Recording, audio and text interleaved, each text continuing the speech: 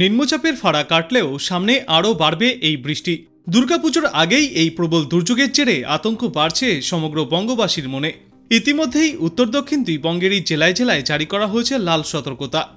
পুজোর আগে কি টানা একই রকম থাকবে এই আবহাওয়া? কবে কমবে দুর্যোগ?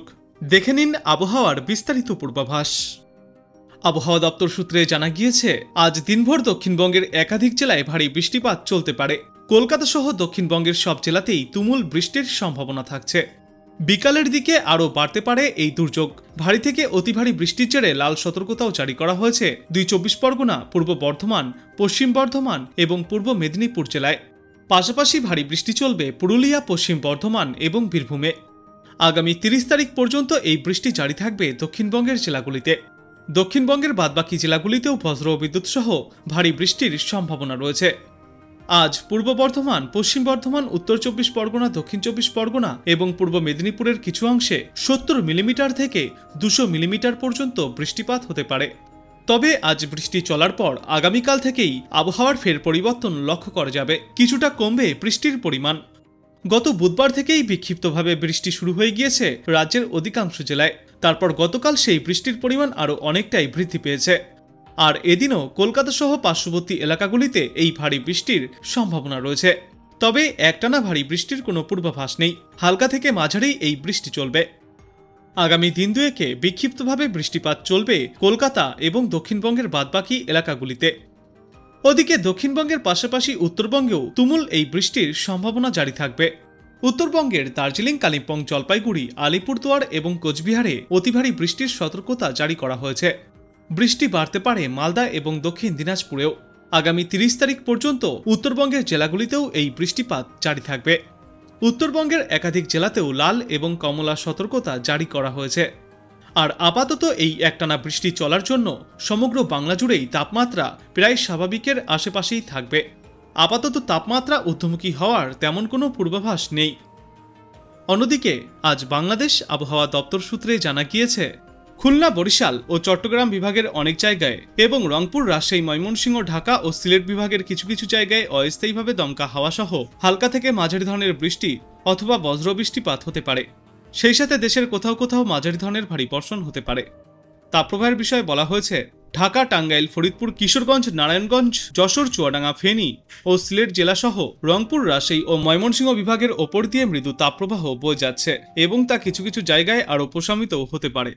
সারা দেশ জুড়ে দিন এবং রাতের তাপমাত্রা সামান্য কমতে পারে। এরপর আগামীকাল ঢাকা, ময়মনসিংহ, খুলনা, বরিশাল, চট্টগ্রাম ও সিলেট বিভাগের অধিকাংশ জায়গায় এবং রংপুর ও রাজশাহী বিভাগের অনেক জায়গায় অস্থায়ীভাবে দমকা হাওয়া সহ হালকা থেকে মাঝারি ধরনের বৃষ্টি অথবা বজ্র বৃষ্টিপাত জারি থাকবে। সেই সাথে দেশের কোথাও কোথাও মাঝারি ধরনের ভারী থেকে অতি ভারী বর্ষণ চলতে পারে। সারা দেশ জুড়ে দিন এবং রাতের তাপমাত্রা 1 থেকে 3 ডিগ্রি সেলসিয়াস পর্যন্ত হ্রাস পেতে পারে। এরপর আগামী পরশুদিন রংপুর, রাজশাহী, ঢাকা, ময়মনসিংহ, খুলনা, বরিশাল, চট্টগ্রাম ও সিলেট বিভাগের অধিকাংশ জায়গায় অস্থায়ীভাবে দমকা ঝড়ো হাওয়া সহ বৃষ্টিপাত জারি থাকবে। সেই সাথে দেশের কোথাও কোথাও মাঝারি ধরনের ভারী বর্ষণ অথবা অতি ভারী বর্ষণ বজায় থাকতে পারে। সারা দেশ জুড়ে ওই দিনও দিন এবং রাতের তাপমাত্রা কিছুটা কম থাকবে। এবং এর পরবর্তী দিন 5 পূর্বাভাসে বলা হয়েছে, ক্রমশই বৃষ্টিপাতের প্রবণতা কমতে থাকবে। চলুন এবার আমরা দেখে নেই আজ আবহাওয়া দপ্তর থেকে কি কি বিশেষ সতর্কতা জারি করা হয়েছে।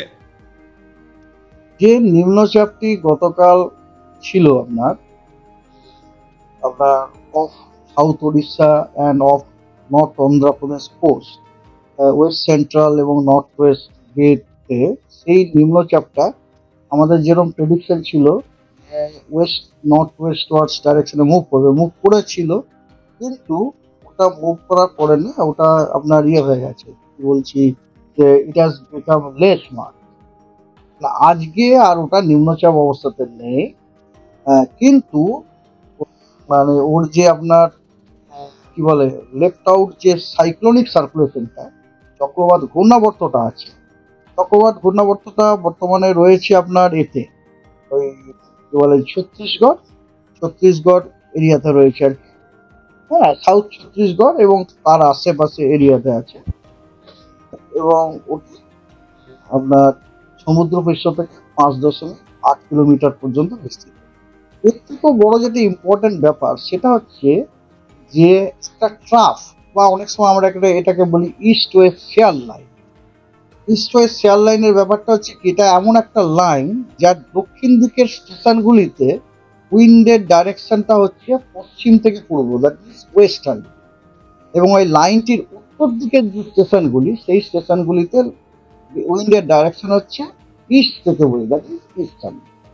এরকম একটি আপনার শেয়ার লাইন বা ট্রাপ, অনেক রকম সায়েন্টিফিক নাম আছে, ট্রাপ দেখা যাচ্ছে আজকে কোঙ্কন থেকে, ভাবতে পারেন কোঙ্কন, নর্থ কোঙ্কন থেকে সাউথ বাংলাদেশ পর্যন্ত। এবারে আপনি মনে মনে নর্থ কোঙ্কন ভাবুন আর ওইদিকে সাউথ কোঙ্কন, সাউথ বাংলাদেশ ভাবুন, তেমন এরপর তার মধ্যে বুঝতে পারছেন এরকম স্ল্যান্টিং লাইন এরকম করে গেছে।